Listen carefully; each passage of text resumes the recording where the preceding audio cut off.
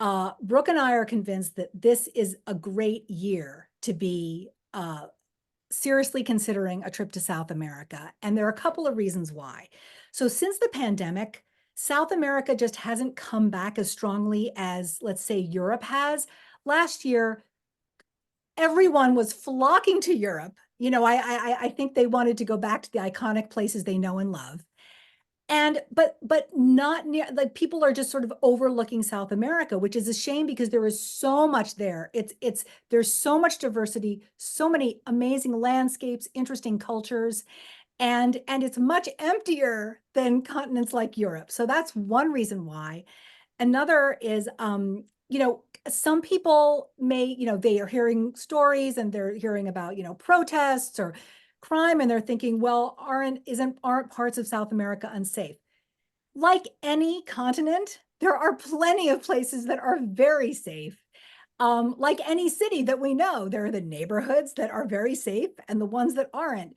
And so I think that, those people who might be nervous will stay away, but the savvy travelers like you all, who know that there are plenty of safe places on a vast continent and they know how to do it safely, they can take advantage of the absence of plenty of other tourists. So Brooke is just back from South America, actually. And Brooke, would you like to share your thoughts on where you went and what you did?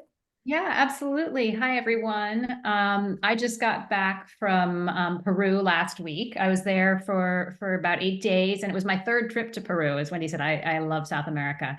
And here's the interesting thing. So some of the hotels were full, even though it was low season. So it's certainly, it's busy and people are coming back, but there was still a really local vibe, which was really great. And that's what I love about South America right now. It doesn't get overrun with travelers the way some places do, like, looking at you, Europe. There are a few exceptions. I mean, Machu Picchu is an iconic site, but in my case, I was there in low season and it wasn't at all crowded.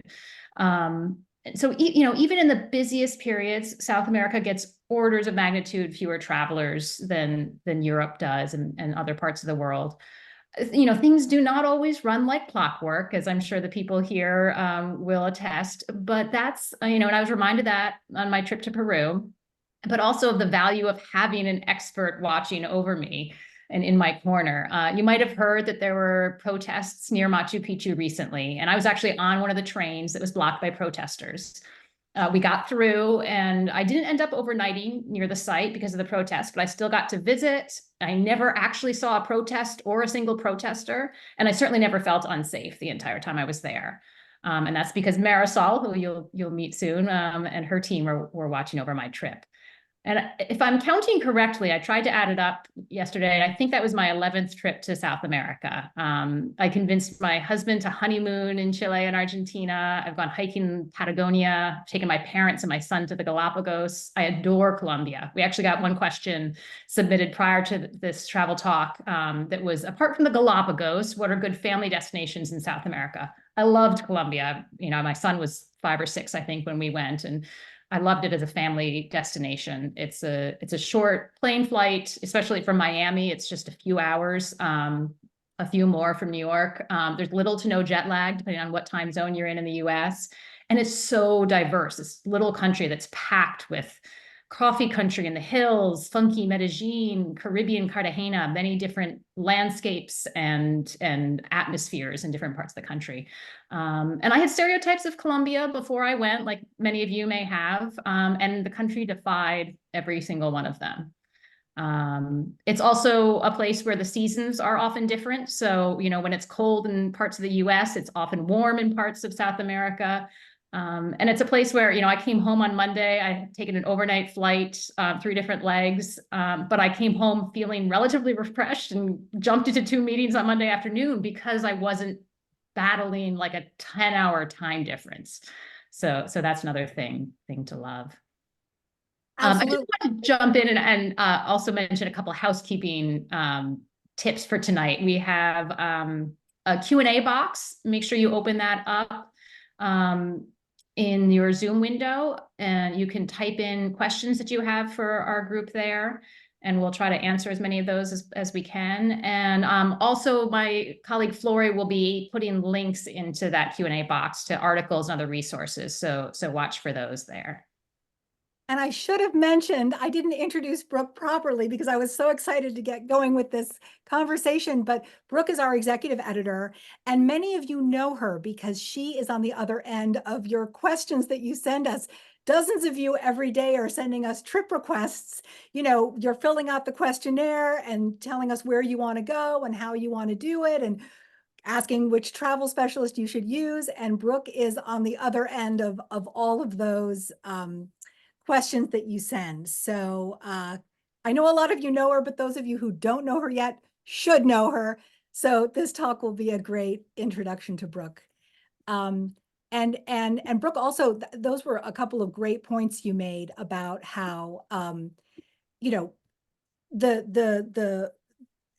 a lot of parents, when they take their kids on school breaks, they're thinking, oh, should we go to Europe? But they're worried about the jet lag, you know, like going to Italy for spring break, then coming back, well, okay, your kids have to go to school the next morning, and are they really going to be out of it? There's no jet lag when it comes to South America. And also the seasons are different, you know, when it's winter in Europe, it's summer and sunny and warm in South America. So those are other reasons why it can be a very good choice. So let's go ahead and introduce our special guests this today. You all know about the WOW list, which is our list of top travel specialists, the very best people to arrange trips around the world. And we have gathered together our South America experts, who I'm so excited to introduce to you. First of all, I want to introduce you to Ali Almario of Premier Tours. Ali's in Philadelphia. And Ali, so let me ask you, first of all, you know, you're an expert on a lot of South America, but especially Ecuador and the Galapagos Islands. Lately, we have been hearing about some unrest in Ecuador, and a few people were asking about that in the questions they submitted before this Zoom. Has any tourist been affected by this? And is the situation in Ecuador affecting people's trips? Absolutely not. I mean, first and foremost, for everybody, they should know that your safety and your comfort is our number one priority. So we would never force anyone to go to a place that we felt was dangerous. Now, the good thing is, unlike other places where there was some political unrest, most of the stuff that happened in Ecuador was not directed towards tourists. So as far as I know, there was no effect at all with any of the tourism in Ecuador or the Galapagos. Number two, you've always got a team in place. Like with Brooks' situation, you've either got private guides or a team that's watching out for you 24/7. So they always have a plan B in place. They always know where you are. They can swoop in and take care of things right at the moment anything happens. It's a whole different game if you're traveling by yourself. You don't know the language. You don't know who to turn to. But in the case when you're traveling with Wendy Perrin TTEs or WOW experts, you've got that security of knowing that someone's there with you 24/7. And thirdly, especially in the Galapagos, you're in one of the most safest places in the world. There's so few people there. So no political unrest. It's pretty much blue-footed boobies and sea lions that you're hanging out with. So I would say we had probably 7 or 8 groups that were in Ecuador at the time things were happening, and we were constantly checking in with them. Most of the time, they didn't even know anything was going on. It was only friends from home emailing them and telling them, oh, we saw this news report in the New York Times that was really spewing a lot of political stuff that wasn't affecting the tourism in the Galapagos or in Ecuador. So I feel very comfortable that we were checking in with everyone and then sharing the in the field reports with people who were actually there, with anyone that was concerned going in the next few weeks. So safety first, priority first, and we would never put you in danger. Thank you. That's the thing about, you know, when there are crises in the news, the thing is that so often, whatever the country, at any continent, so often the news that's happening is nowhere near where the travelers are. It's like just in a completely different part of the country, of a whole flight away. I remember my first trip to Ecuador, there was a war going on with Peru, and like I had no idea. It couldn't have been more peaceful. Like there was no sense of that at all. Um, so Allie, the Galapagos Islands are of course very, very popular. What is your number one tip for having the best possible experience of the islands? I it's got to be planning ahead. Um, my recommendation is looking at least 8, 9 months ahead, because if you think about it, there are only really 70 ships that operate in the Galapagos. The majority of them are 20 to 48 passengers. So if you've got your heart set on a specific ship or a specific time, your best bet is thinking as far ahead as possible so that you can have as many choices that's available to you in advance. If we've got people who are looking already for Christmas in 2025 and 2026, because when you've got a ship with only 20 passengers and you've got a family of 6, 7, or 8 that are grabbing a couple of those cabins, they go really, really fast. So right now, the most popular ships that are highest in demand have been the small passenger catamarans in particular. So those only typically have 16 to 20 passengers. And when people are traveling together with a family of friends, if you grab 3 or 4 of those cabins, they fill up very quickly. So number one is get a hold of someone like us who can really guide you with making the best choice for what your budget, time frame, and particular wants and needs are, so we can plan ahead for you. Great. So now I want to move on to Jordan. Jordan Harvey, founder of Nomad Adventures. Jordan's, hey there, he's coming to us from Colorado. But you were just with your family on a trip just recently through South America, right? Yeah, we spent the bulk of November in Peru. Um, and yeah, it was wonderful. Did a lot of cool things. And then October is generally a month I spend in Patagonia. And then when the snow flies, I come home to Telluride and enjoy it. Great. Well, so Chile is a place that you care very much about. And recently there have been some wildfires in Chile that I've been reading about. Tell us, is that affecting travel? Not really. I mean, a lot like in Ecuador and anything that pops up, they tend to be pretty, just like if someone's reading the news about the States, whatever it is, it's fairly geographically contained, whether it's Ecuador and Guayaquil, or in this case, the fires they are somewhat close to areas that we have people go. You fly into Santiago for any Chile trip, and then people that want to explore the central regions, oftentimes if they're gravitating towards cities, but they want a bit more of a bohemian vibe and feel, less of the major metropolis. Valparaiso on the coast is a really wonderful place to go.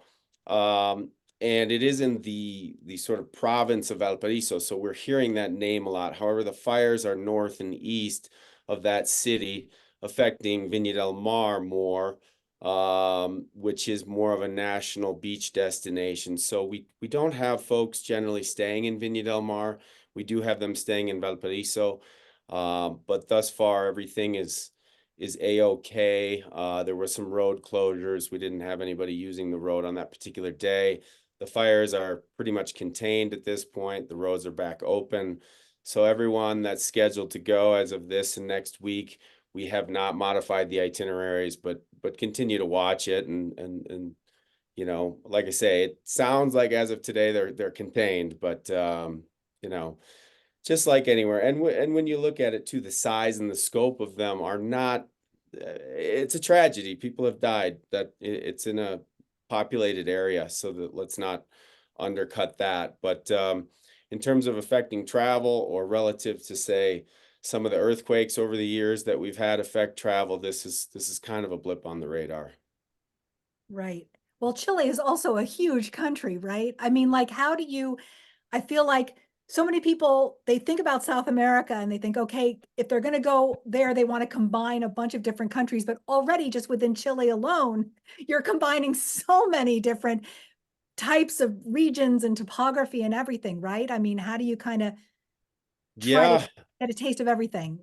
it's a great question. I mean, Chile is twice as long as California, right? So in terms of north to south, that gives you a reference for what we're looking at. You know, the driest desert in the world and in the north, and you know, Patagonia to the south. So there is a lot within Chile, or any given country, I find in where all these folks work.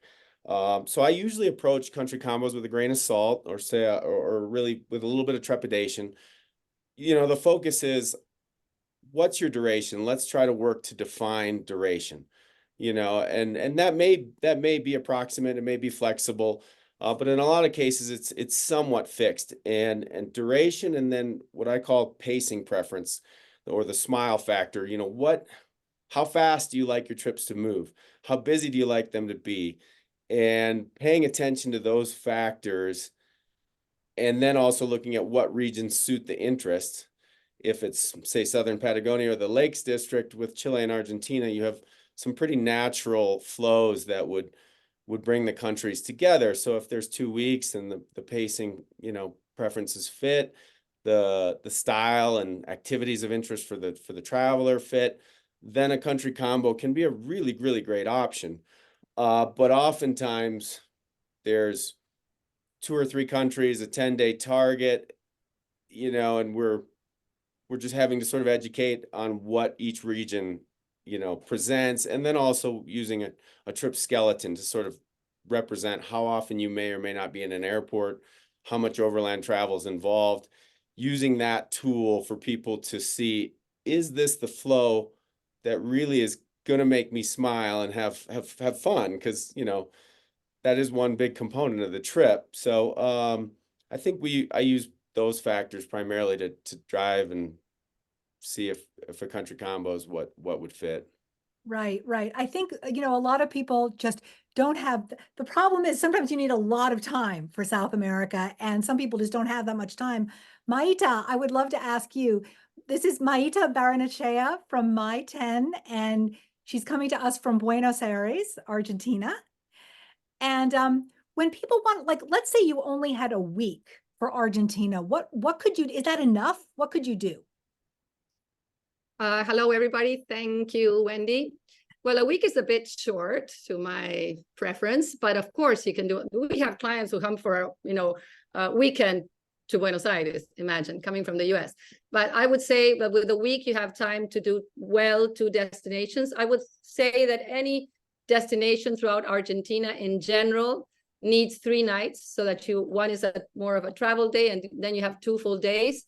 Maybe one exception could be Iguazu, the Iguazu Falls, because you can see them in a shorter time. But again, there's so many great activities to do in the jungle and visit both sides. The falls are straddling between Brazil and Argentina, so seeing both sides. I would say any destination deserves 3 nights.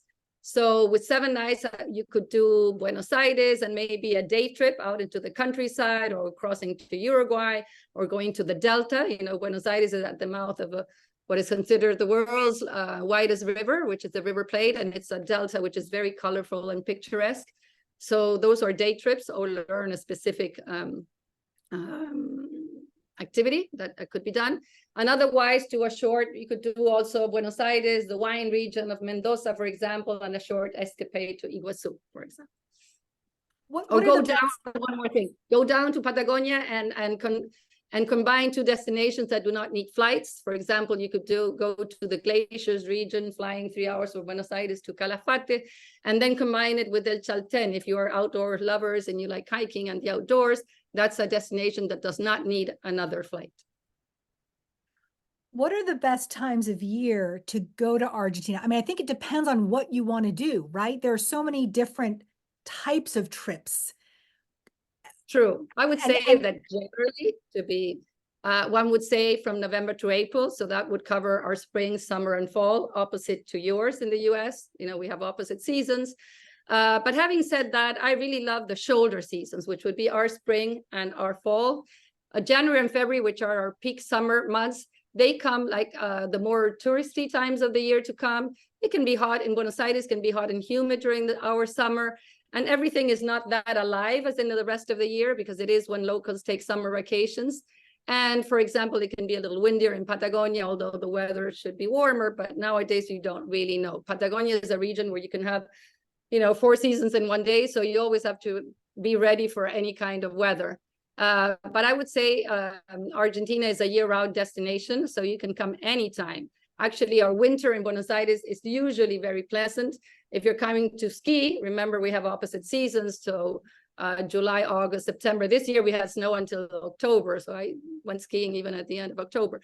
But even mentioning the glaciers district, which is in southern Patagonia, I always think that the glaciers in the snow are amazing, and in Chile as well. I mean, you can cross both sides of the Andes and have a wonderful experience. Now, some destinations, yes, I would say are nicer, not in our winter time. That being Mendoza, which is our wine region that can be very cozy with a fireplace, but the vineyards are completely blank, no grapes, no anything.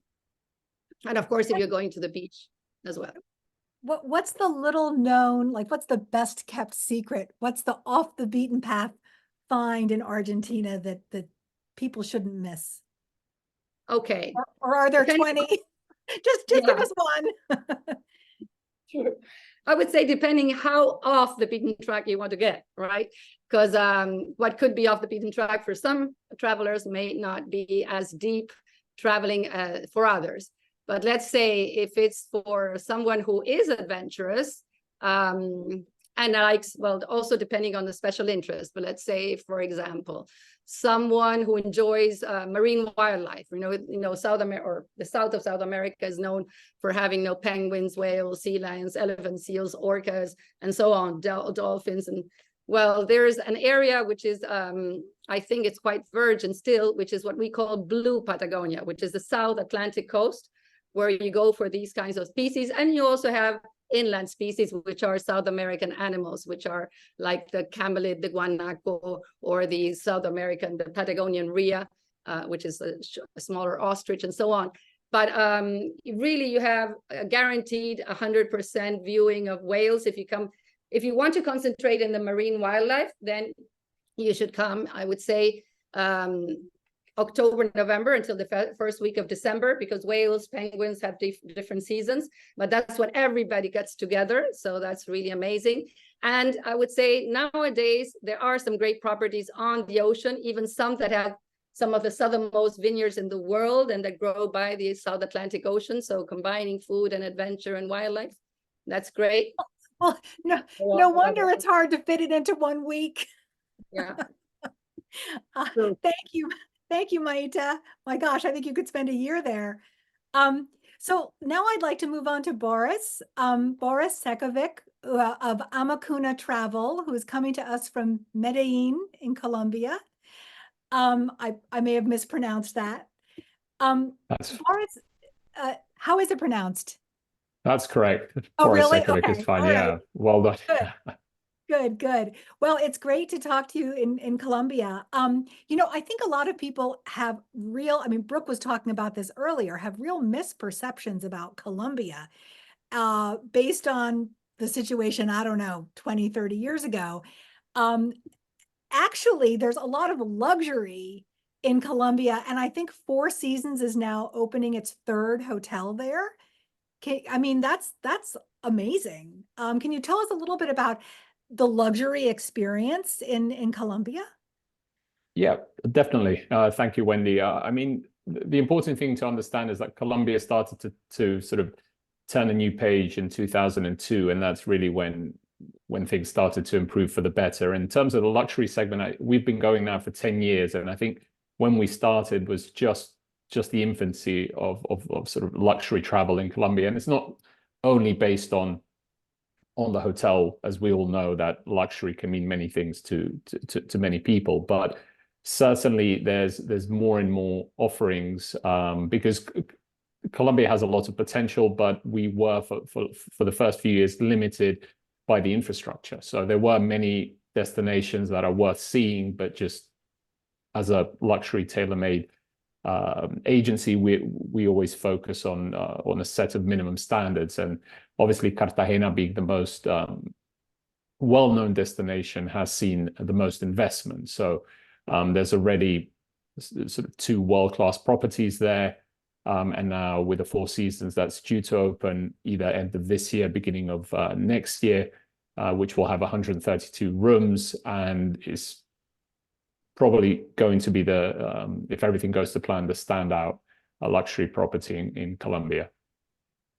Right. I just noticed around the world that whenever Four Seasons opens a new hotel, it's like it's a sign to people. It's, you know, people who are Four Seasons customers think, okay, now it's time to go. Like if it's safe enough for Four Seasons, it's safe enough for me. And now that tells me I can go there. So I'm just expecting that you'll have even more travelers discovering Colombia.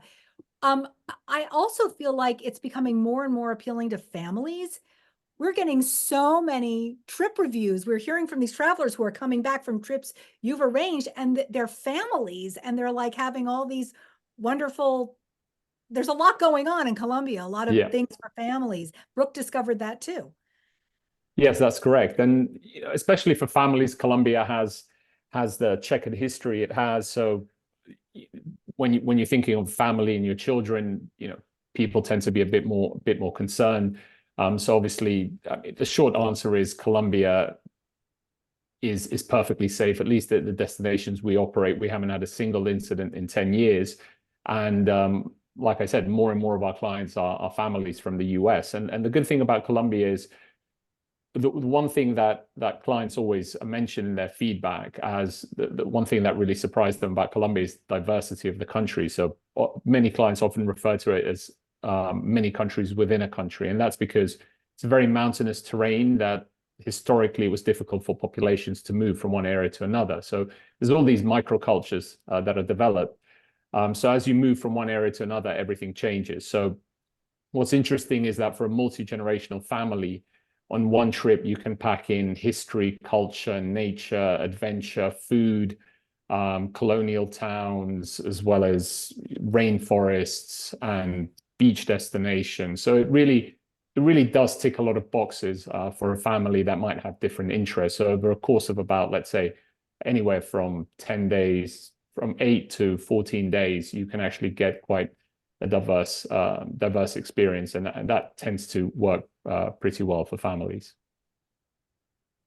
Great. Yeah, diversity. I mean, I feel like all of South America, there's so much diversity in South America as a whole. Marisol, I'd love to move on to you now. Marisol Mosquera of Aracari Travel. And Marisol is actually in India right now, of all places. Where in India are you, Marisol? I'm in Kerala, in the south of India. Okay. Okay. Well, Marisol is an expert on Peru and Bolivia in particular. And one of our readers, one of our attendees submitting questions before this Zoom asked, they said, I really want to hear about the different places, like the best places to see in Bolivia. And I know there's some sites and places that would just really surprise people. Can you tell us a little about them? Yeah, absolutely. Bolivia is a surprising country. It's a very large country.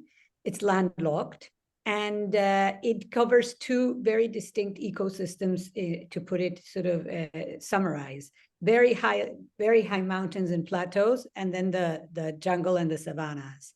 Generally, what people associate Bolivia with is the actual high mountains and plateaus where you have the llamas and alpacas and the ladies with the bowler hats and their big skirts. And that is the places where that people mostly visit when they visit Bolivia. That's the country's capital. La Paz is a very interesting city located in a crater. In the topography of La Paz is just mind-boggling. So a visit to La Paz is definitely a must. And that's where planes come into, but they also come into the lowlands. So, you know, you have to fly into Santa Cruz or La Paz. And then you head south towards Chile and you visit the whole plateau where the giant salt pans and the deserts, they call the Dali deserts. It's a very large extension of land. It's an expedition of several days. That's we organize frequently. That takes you all the way to Chile. And that's where the Uyuni salt pans are. This is gigantic expanse of salt, which in the rainy season, which is between November and March, is it's like a lake with islands that have giant cacti. It's very surreal landscape. And during the dry season, it completely solidifies, making crystally salt, which is amazing. And you can drive across it. So that is what's drawing the most attention in Bolivia. And then you head towards Chile, then you cross these wonderful multicolored lagoons and deserts, and then you arrive in Chile. So I would say La Paz, Uyuni, the salt pans, and the lakes are the most important parts to see, the most absolutely fabulous landscapes, and that it could be done in a week. And if you just don't have time and you want to see the salt pans, then you can go for like 4 days, and you can go to La Paz and then fly to the salt pans, see the salt pans, drive across them, experience them, and then go back. I think those salt pans are a photographer's dream. I mean, the photos are just stunning. Absolutely. And that's a big part of for anybody who is interested in photography, that is a really top destination to go to. What about seeing them at night? I feel like I've seen photos with the stars at night. Yeah, it's beautiful. We do stargazing, because of course the atmosphere is so crisp. So there's no pollution, and it's fantastic for stargazing. Yeah, it's beautiful. Absolutely. Awesome. Well, thank you. No, Bolivia is a surprise. It's like in a time warp. It continues to be in a time warp. But one word of warning for anybody that wants to go to Bolivia, they have to be prepared for adventure, because Bolivia is still, the infrastructure is very limited. There's often also social situations where there's roadblocks and changes to plans. So I think the part of the Bolivian experience is taking that on your stride and experiencing that as part of the journey. As Ali said, as the rest have said, your safety is our main concern. We would never do anything that puts your life in danger. So you're in the best position. You can enjoy the adventure knowing that nothing's going to happen to you. But, you have to be flexible. If you don't reach your destination by the time that was predicted, well, you'll reach it eventually, and we'll make it happen that you see the place. And you have nothing to worry about. But you have to be ready for adventure. There are no clean bathrooms everywhere. You're like venturing across the desert, you're just gonna use nature and enjoy it. Great. Thank you, Marisol, for that very descriptive description. Now I want to move on to Tom Damon. Tom from Southwind Adventures. Tom, you're in Colorado too. So tell us about, I know that there's so many people, you've done amazing trips actually for Brook in Patagonia and also in Peru. And, I think, again, a lot of people don't have the necessary time to really do as much in Patagonia as they would like to. But what would you say, like, how would you kind of put it into, like, could somebody do Patagonia in a week? Does it take 10 days? Could you do just part, the Argentina part or the Chile part, or what do you recommend? Well, hi, Wendy. Hi, Brooke, and thanks for having me. It's good to see everybody. So for Patagonia, I like to think about it as 2 weeks, ideal if you're talking about both sides of Patagonia. And we're talking about both sides. We're mentioning Los Glaciers National Park in Argentina and Torres del Paine National Park in Chile. Those are the big flagship sites that most travelers will probably want to see as a first trip. And so if you're talking about combining those two regions, 2 weeks is ideal. You don't want to go anything less. If we're talking 10 days, much better to pick your country, and they're both magnificent. So you choose which one to go to first, but if you have the time, I do recommend starting in Argentina. And what I like to do is you picture a U-shaped itinerary, Buenos Aires down south to El Calafate in Argentina. That's going to be your jumping off point for Los Glaciers National Park. And you want to have at least a week in that area, 4 nights minimum, ideally 5. to actually see it takes time. That's the takeaway, is that it takes time to drive, say from Calafate, where you're going to fly in, to Chelten, this great little trekking town right in the heart of Los Glaciers National Park. And that's about a 3-hour drive just to get over to that town. And then back to Calafate, think about that maybe as the hub of your wheel, and then the spokes going out in different directions. The Sultan of Chelten being one, and another one being Perito Moreno Glacier. And so that, you think about that area of Argentina, you want to have at least a week. And so that could easily be a trip in itself, with Buenos Aires, other parts of Argentina. What if you want to do moving to Peru or to the Andes? What if you wanted to do a trek through the Andes? Like how is it possible to do it just for a few days, or do you need like that, 10 days again? Yeah, so you can, it's obviously not as far to get there, a little easier to navigate to, say, the Machu Picchu area for trekking. And so, yeah, you want to allow still about, I would say, 9-10 days, ideally, when you talk about travel time to navigate into Lima. And then you're flying up to Cusco. That's a convenient flight. And then that's your hub for jumping off to, say, the Inca Trail. But 4 days and 3 nights of camping is what you want to factor in for the Inca Trail. That's the classic world famous route. There are some other routes in that area. Brooke is familiar with one. It's called the Urubamba. We call it the Weaver's Route. It's an alternative to the Inca Trail. If people are encountering issues either with permits, maybe a short notice situation where all of a sudden they have time and they want to go trekking in the Andes, there are some other routes that do work, like the Urubamba, that don't require a permit. And some added benefits to a route like that could be glamping. So we can actually elevate the camping experience, make it much more comfortable. Bigger tents, you can stand up inside, you can have a cot and a nice mattress to sleep on, pillows, and things that we can't do on the Inca Trail can be done on these other routes like the Urubamba. Great. So something there's a trail for everyone, or almost everyone, depending That's on true. Versatility is what I like to say. There's a lot of customization that can be done, and we like to personalize trips. We find out what style of traveler and trekker, or if it's an active family.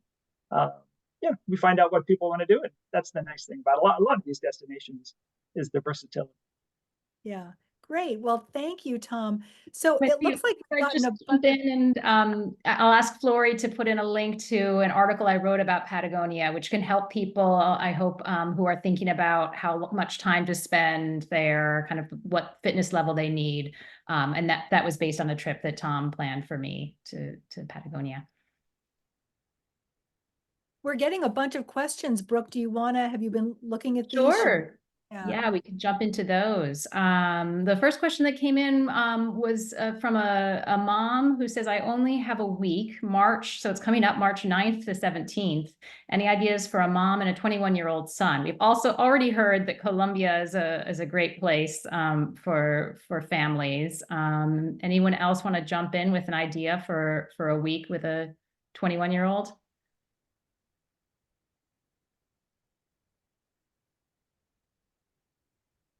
I mean, I can take a stab at it. Usually we'd have a few more questions, of course, want to extract a little bit more what you're looking for, preferences, activities of interest, etc. But I think, I agree 100% with Maita. You can go to Argentina, you can go to Chile for a week. That being said, sometimes duration I use to kind of point towards certain directions, and Peru and Ecuador for me, as well as Colombia, are a little, there's less travel.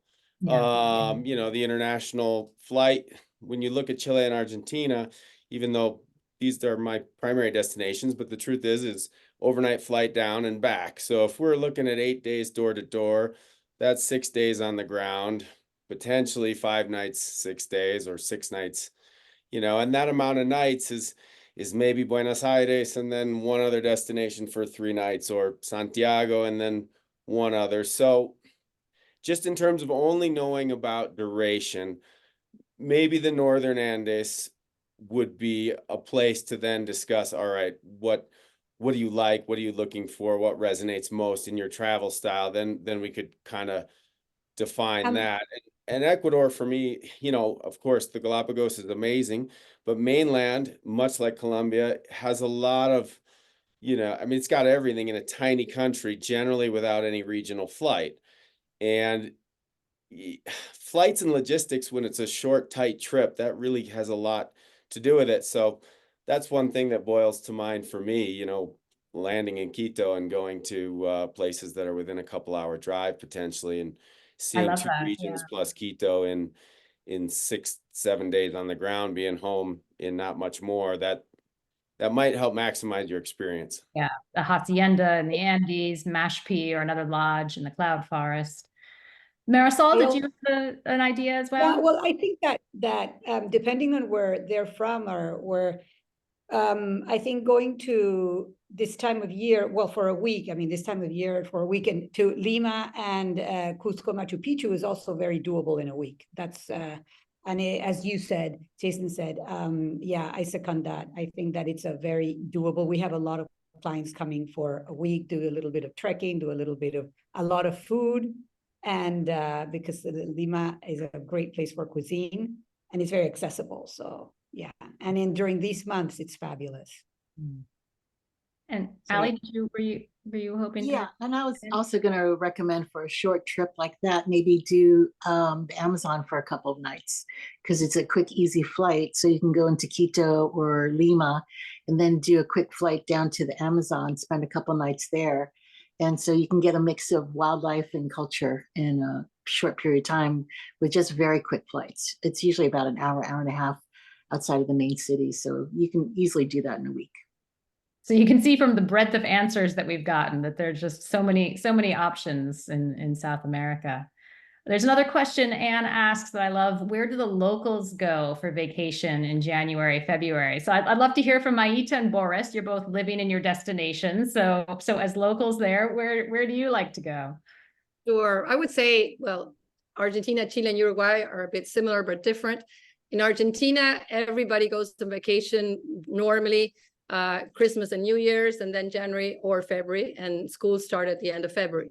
So in Argentina, historically, everybody would go to the beach, you know, but I would say in the last decade or so, or even more after the pandemic, Patagonia or the Lake District.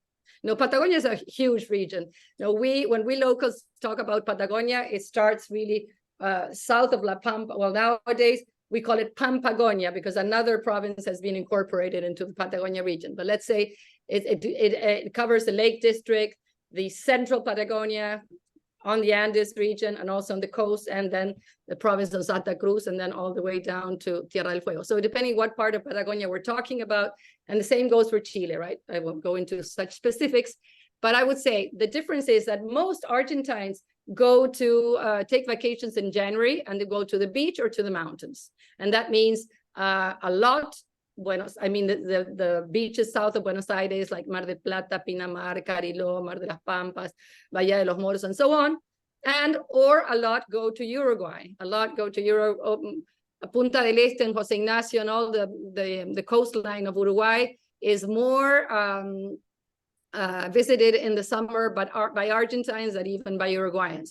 Now going to Chile, Chileans take vacations in February. So February, it's full of Chileans in the coast. Remember that the South Pacific, it's cold, so it's not a water or ocean that you can swim, regularly without a swimsuit, without a wetsuit or something.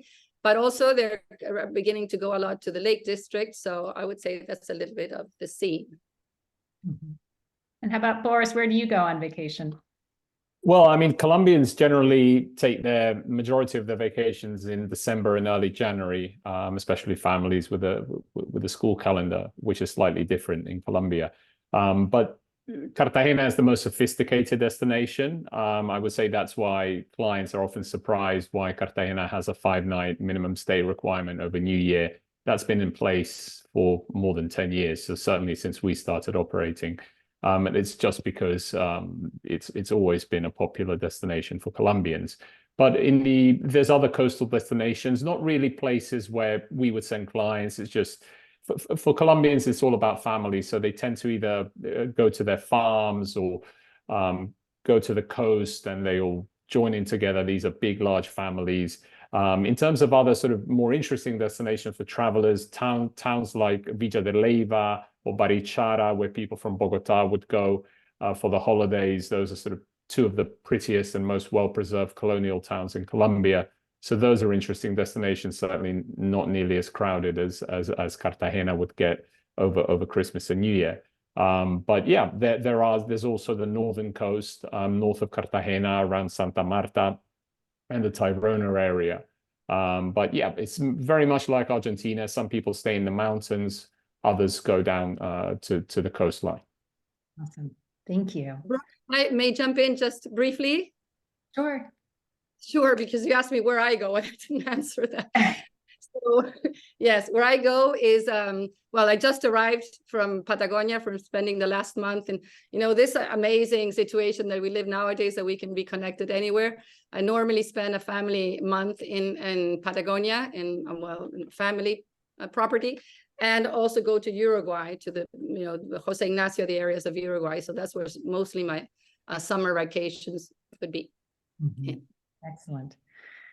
Okay, a listener, Eva, is interested in the Lake District in Chile and Argentina. Tom, maybe you can take this one. She's asking about the weather. Yeah, you can expect rainier conditions. I mean, that's essentially a temperate rainforest in many ways. Now you can plan around. Ideally, December, January, February are going to be the main months to see the Lake District. In terms of combining the two, you can actually fly. You can maybe fly into Puerto Varas or Puerto Malt, and then travel to Puerto Varas, Chile, and then do a crossover. You can actually use that Lake District region as a border crossing to get over to Bariloche in Argentina. Is on the other side of the mountains, the other side of the Andes. So I would say, yeah, time-wise, for those months would be ideal. November, December, January, February, March. Just expect some rain, but typically mornings are sunny, maybe some afternoon showers, because it is a wetter area of both countries. And what's your top time to go there? Your favorite time to be there? Probably avoiding the peak season if you can. See if you can avoid December. Obviously, around the holidays, everybody's traveling at that time, locals and travelers alike. So yeah, I would say March, April. I've had good experiences there. It's a very active area, so obviously I love the mountains. I love being outside, and you can count on some good conditions. You might have, if you have a rainier day, just have your raincoat in your day pack. But again, like commented on, 4 seasons in one day is not unusual, really, in that area as well. So you can just be ready for it and still enjoy it. Excellent. Kelly asked about the Chile wine route. I remember when I was there for my honeymoon almost 15 years ago, we went to the Colchagua Valley and couldn't believe the quality of wine we were getting for less than $10 a bottle. Jordan, is it still, what are your tips about wine regions in Chile? There's the Uco Valley as well. Yeah, I mean, it's incredibly underrated. Argentina gets a lot of the press. I think some of the Chilean wines are absolutely incredible, and there's other varietals. Everybody talks about Malbec. I'll take a Carbonero over a Malbec any day, but that's more of a preference of palate. But in terms of travel, what I like about Chile and wine is Mendoza's amazing, but it's a place you fly to almost from anywhere you're coming from. I mean, I guess the road trip from Santiago is pretty. But it's quite long. Whereas heading south from Santiago, you've got really, really diverse wines. You've got the Casablanca Valley and places that are really good at soft reds, Pinot Noirs, and really good whites. And then as you head further inland and south, Colchagua Valley, really, really robust reds, Carmeneres, Cabernets, etc. And there's not quite as much travel infrastructure, but that can be a good thing. Less people less known, a little more off the beaten path. And Apalta residents, not to plug one particular property, but it's kind of one of these little known gems that you adore and adopt, and that's where I chose to spend the finale of my 10-year anniversary. And it's a really, really special place. And they have it was traditionally only four villas, but now they've added 10 more. So it's got a little bit more room to it, and people still really haven't discovered it. And that's the home of Clos Apalta, La Postol, really, really high quality wines. So there's a ton in terms of wine travel in Chile, and it's pretty accessible. Yeah, it's amazing wine. And I'm with you. I like the Carbonaires. They're delicious. Allie, Janice is asking someone to speak to the experience in the rainforest lodges on the Amazon in Ecuador and what time of year to go. Can you talk a little bit more about the Amazon experience in Ecuador? It's usually pretty solid all year round. I think there's a difference between rainy season and with just really the height of the water, and maybe during rainy season, it's the rainforest, so you're going to get rain no matter what. But during maybe the wetter season, you'll probably travel a little bit more by boat, and maybe during the drier season. Rainy season can be December to March, something like that. So during the drier season, you might have a little bit more hiking, but that's really the main difference. But I have people going all year round. Mm-hmm. And same for the Galapagos. Someone also asked, is the weather constant all year round? From my understanding and talking to you over the years, it's more kind of about the people you're with that will change, from month to month. If you want to be around kids, if you're bringing a kid to the Galapagos, go on a school break week. If you don't want to be around kids, avoid those weeks. But the weather's pretty constant, right? It's really well, the difference really with wildlife is the wildlife is fairly constant. There's not a huge migration like in Africa. What you will see month to month that's different is the behavior, nesting, breeding, that sort of thing. The big difference will be water temperatures. So again, during their summer, December to March, you are less likely to be wearing wetsuits, shorty wetsuits. During our summer, their winter, you'll definitely be wearing wetsuits. But I've been doing this for 30 years. I haven't had one complaint ever about the water temperatures because people are just so amazed about the snorkeling with sea lions and bumping noses with penguins and that sort of thing. The wildlife experience so far outweighs the coolness, especially for kids. Kids never complain about water temperatures. So that's really the main difference as far as going between one season or the next, but wildlife is pretty much constant all year round. It's just the behavior that's different. Mm-hmm.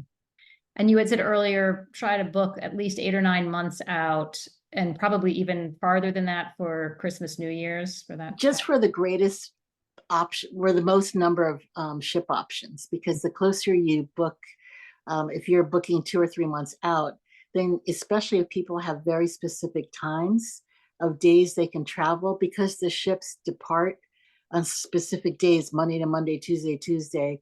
If you've got set dates, then we're sort of forced to choose what ships are available during your time frame versus if you pick far away, 8 or 9 months in advance, there's usually a lot more options with ships and that sort of thing. Again, it's the ship sizes. The majority of them are small, 20 to 48 passengers. So they book up pretty quickly.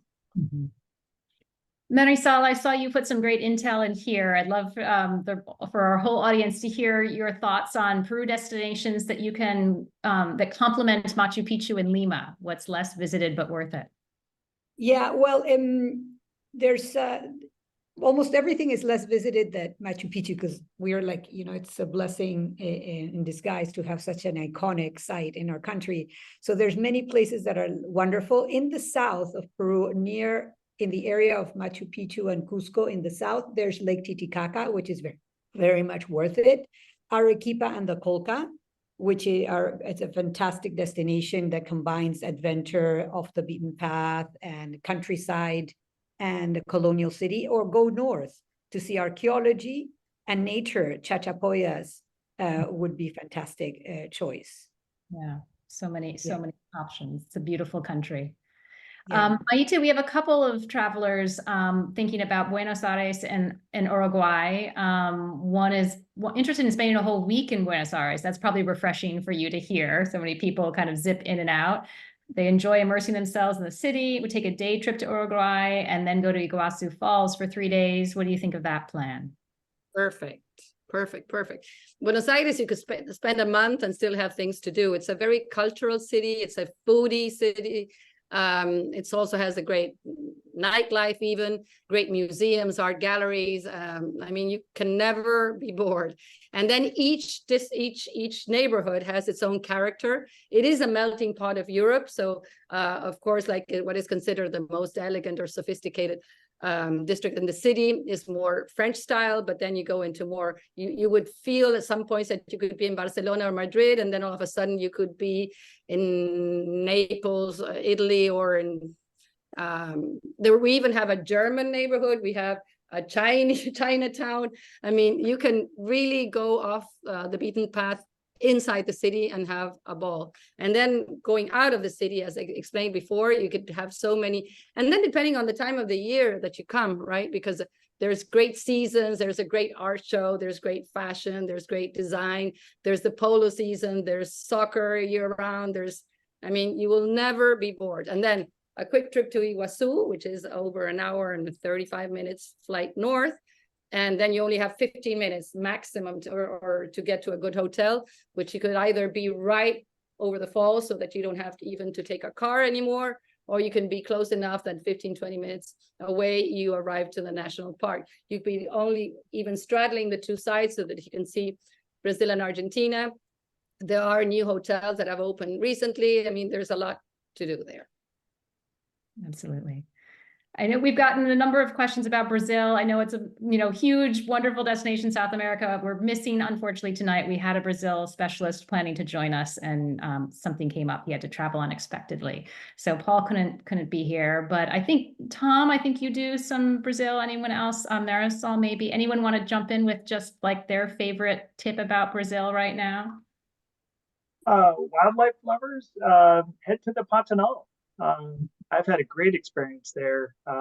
It's about as close as you might get to Africa, I suppose, for seeing things out in the open. So wildlife lovers, yeah, Pantanal in combination with Rio, you can't go too wrong. Have some beach time, and then some quieter towns outside of Rio, maybe take a boat trip. There's so many great things to do. So it really does depend on interest. And of course, you have Iguazu Falls as well, which has been brought up. And because it sits right there on the border of Argentina, you can access from Argentina, but also from Brazil. And there's a wonderful hotel, Belmont property, right there at the falls on the Brazil side. Yeah, there's so much in Brazil, really amazing. And of course, Rio is fantastic, but also Salvador de Bahia and, other spots by the sea there. Absolutely. I mean, Maita can probably contribute some too.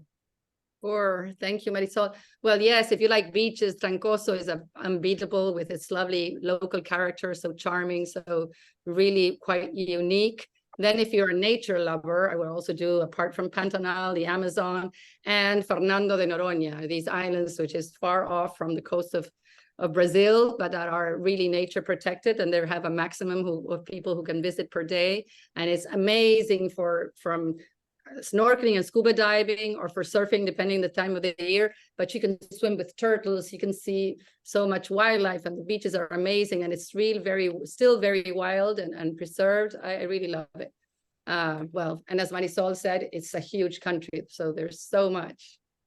I would add Parachi. Parachi for me is a really special place. It's a colonial city, but it sits right on the ocean, and there's some really good islands. You can hire a boat to go out and have a really incredible beach feeling day, but then you're in this really gorgeous small colonial city that has just an incredible heritage, and right behind you you have really, really dense green mountains. So I'm hard pressed to find another place like that with that level of colonial and rich heritage, and feeling like you're a part of history, and you've got the mountains right there to the east and the great beaches to the west. It's very close to Rio, and it's very accessible. It's surprisingly laid back. It's incredibly off the beat, has that very off the beaten path feeling. Yeah. And a beautiful drive there too, to get there. That's highly recommended. I agree. I think it's lovely. Then you can do the islands around Angras as well, you know, and sail around. It's really beautiful. Exactly. And then Ouro Preto too for the colonial villages. And And then those if you're a little- lover of contemporary art, there's a very unique destination, which is Inyotim, which has this amazing contemporary art that you need like 2 full days minimum to really see it. But people flock in to enjoy art. Yeah. And there's a great art show in Sao Paulo, so you can combine it with that. And it's all Roberto Burle Marx gardens. So anyone into horticulture, I do garden groups, oddly enough. And, you know, going to that area, seeing that museum and seeing, you know, following Roberto Burle Marx's trail and going to Belo Horizonte and these things. I mean, these aren't for everyone, but Brazil, like everyone has jumped in here and gotten excited. It's an exciting place that offers pretty much everything you could hope for. Yeah, I Exactly. remember my time in Paraty. People think of Capri and those, like, you know, you get on a boat for the day and you go to some restaurant that you can only get to by boat and you eat fish, you know, straight from the sea, and you can do that there, and you know, in those Yeah. little tiny islands. It's so you know, you can get all these things in South America that you think of as a European experience. Well, we're at an hour. Do we want to try and get through a I few? wonder, should we just spend maybe just 5 more minutes, 4 or 5 more minutes, just quickly going through the rest of the questions? The speed round. But the first one, just quickly, Yeah. George, you named an area on the Chile wine route. You named a couple of them, but someone's asking what name that you mentioned? I think I specifically mentioned the Colchagua Valley, which is more better known, you know, more like 3+ hours south of Santiago, and a Palta residence for someone looking for a very refined hotel, food and wine experience for La Chateau. Maybe those were what I mentioned. Yeah. Sorry, I can't recall exactly, but yeah, I think that's maybe what they're asking about. And Cosa Palta, right? Cosa Palta, that's what you mentioned. Yeah. David asks, any thoughts on visiting the Amazon with a focus on nature? Which, I mean, nature is always the focus in the Amazon, but feel free to jump in here, Allie, Tom, many of you do Amazon trips. Anyone, any favorites? Places that do nature really well there? For me, it's Tambopata Research Center in Peru.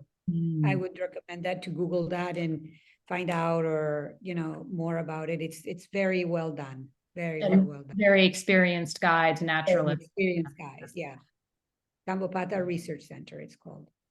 Kind of depends how much time, again, you know, time can really define where the right place to go is. And Tambopata is deep. If you've got the time, amazing. If it's more, hey, I've got a family and I've got 2 nights to add on to, say, the Peruvian Southern Highlands, there's other options that are probably going to make more sense. And I'm sure Allie wants to mention Napo. I mean, in terms of lodge-based experiences relative to cruises, which is outside of Tambopata, more in the north in terms of Peru. In terms of lodges, Napo Wildlife Center's pretty solid home run if you're wanting to do a little Amazon on your Ecuador trip. I was going to mention that there are a couple of lodges, La Selva and Napo, that have very good community relationships as well. So you get the best of both worlds, where you've got great wildlife, but also they have terrific relationships with the local people. And it's sort of a hand-in-hand partnership that works really, really well for people who want both the wildlife and also get a little bit taste of the indigenous culture. Yeah. La Selva's been around. I was there 20 or 30 years ago as a teenager. So yeah. And the Amazon in Brazil, if you can afford a private boat, is amazing, because you really get out there and you're alone. But it's expensive. Marisol, what are must-do activities for kids, say a 10-year-old, we're thinking that kind of age of kids, in Lima or Cusco/Urubamba? Well, there's, you know, for that age, we've got a number of activities. In Lima, it's more like urban activities, like crafty experiences and that sort of things for kids. But also you can do surfing lessons off the coast, because, you know, Lima is a capital city that's right by the sea, which is very rare. And in January, February, March, April, it's fantastic. So yes, I would recommend those sort of things. There's also, you know, painting classes and that sort of thing. But more active, I would say surfing would be great. Biking, you can go, you know, do a biking tour in Lima. But then in the Sacred Valley, wow, there's everything. You can go trekking, you know, you can go to do community visits, well, you name it, you know, the Sacred Valley is a haven for like all sorts of activities. You know, you can do community visits and hiking and, you know, living with the local people and preparing things, visiting the town. There's many things for a 10-year-old. It's fantastic. And, you know, everything you do interspersed with like llamas and alpacas, and it's fabulous. And Boris, are there locations in Colombia that are very art oriented? I remember incredible public art in Medellin. Yes, I mean, Medellin, Cartagena, even Bogota, they're very big for street art. But I think the majority of our art experiences are in Bogota, which we work with a couple of art experts. So we do everything from taking clients to private art galleries, as well as to meet artists in their workshops, depending on the focus, and clients who actually have an interest in buying art. If they tell us that ahead of time, we can organize a couple of interesting options for them as well. So Bogota is probably my top recommendation. Well, it looks like we've made it through all the questions. I can't believe it. And we only went a few minutes over, but I want to thank all of our special guests. Thank you very much to our travel experts, our South America experts who joined us today. And if any of you end up, any of the audience end up having more questions, of course, you're welcome to send them to us at questions@WendyPerrin.com. And thank you so much for joining us. I hope you'll join us for the rest of our Wow Week talks. We've got them tomorrow and Thursday and Friday.